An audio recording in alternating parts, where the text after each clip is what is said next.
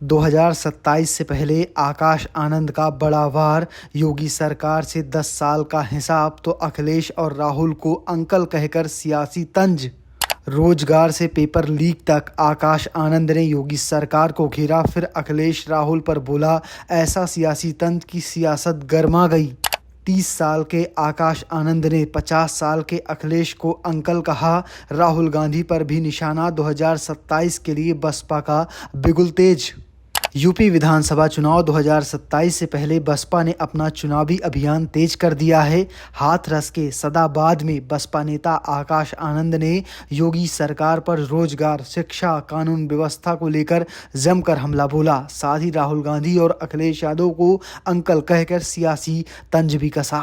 आकाश आनंद ने कहा कि जब उत्तर प्रदेश की भाजपा सरकार पिछले 10 साल के कामकाज का हिसाब मांगने का वक्त है। उन्होंने दावा किया कि उत्तर प्रदेश में 4 लाख से ज़्यादा सरकारी पद खाली हैं। कई प्रतियोगी परीक्षाओं में पेपर लीक की शिकायतें सामने आई हैं। आकाश ने सरकार से के विज्ञापन खर्च पर भी सवाल उठाते हुए दावा किया कि पिछले 1 दशक में 7,000 करोड़ से ज़्यादा के विज्ञापन खर्च किए गए हैं। उनका कहना है कि यही पैसा रोजगार और प्रतियोगी परीक्षाओं की व्यवस्था सुधारने में लगाया जाता तो युवाओं को फायदा मिलता।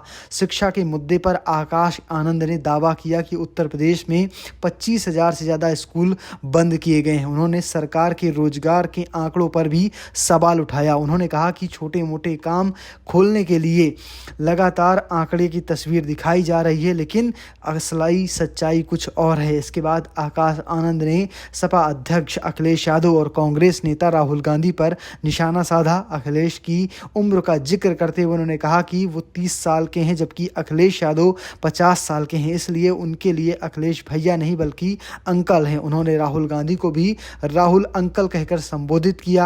आकाश आनंद ने समाजवादी पार्टी के पीडीए फॉर्मूले पर भी सवाल उठाया और आरोप लगाया कि सपा का पीडीए लगातार बदलता रहा है। वहीं कांग्रेस पर निशाना साधते हुए उन्होंने कहा कि केवल संविधान की बात करने से बदलाव नहीं आएगा बल्कि सरकारों के कामकाज को भी देखना होगा। बसपा नेता ने लखनऊ कानपुर एक्सप्रेसवे की गुणवत्ता पर भी सवाल उठाते हुए मायावती सरकार के दौरान बने यमुना एक्सप्रेसवे का भी जिक्र किया। कानून व्यवस्था और महिलाओं के लिए सुरक्षा को लेकर भी योगी सरकार पर निशाना साधा। छात्र आंदोलन का जिक्र करते हुए आकाश आनंद ने कहा कि शिक्षा मंत्री के इस्तीफे की मांग करने वाले नेताओं को वो गलत नहीं मानते, लेकिन केवल भाषण और प्रदर्शन से व्यवस्था नहीं बदलेगी। उनका कहना है कि एक व्यक्ति को हटाकर दूसरे को लाने की न तो नीति बदलेगी, ना प्रक्रिया और ना ही अधिकारी। अगर युवाओं को सच में सिस्टम बदलना है तो सरकार और लोगों दोनों को बदलना होगा।